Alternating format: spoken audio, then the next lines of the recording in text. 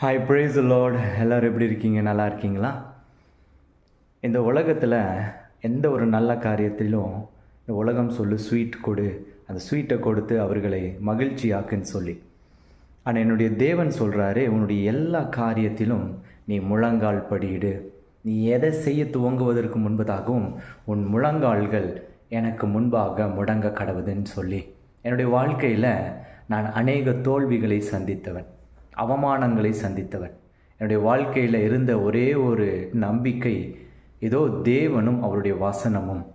வெளியில் போகும் பொழுதெல்லாம் யாரோ ஒருவர் என்னை காயப்படுத்துவாங்க, என்னை வேதனைப்படுத்துவாங்க. அந்த சூழ்நிலையில் தேவன் எனக்காக எல்லாவற்றையும் செய்து முடிப்பார் என்ற அந்த ஆறுதல், நான் முழங்கால் படியிட்டு தேவனிடத்தில், ஆண்டவரே நான் வெளியில் போகிறேன், எனக்கு முன்பதாக நீங்கள் செல்லுங்க. ஏசாயா 45:2 சொல்லியிருக்கேன், நான் உனக்கு முன்னே போய் கோணலானவைகளை செவ்வையாக்குவேன்னு. அந்த வார்த்தை என்னுடைய வாழ்க்கையில் நடத்துங்கன்னு ஒப்பு கொடுத்துருவேன். ஆண்டவர் எனக்கு முன்னாடி போவார். இன்றைக்கு உங்களுடைய வாழ்க்கையிலும் தேவன் உங்களுக்கு முன்பாக செல்லுவார்.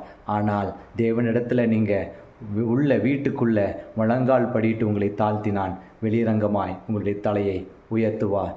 God bless you. I am your servant Roshan Chan. God bless you. And don't forget to type amen in this prayer, okay? God bless you.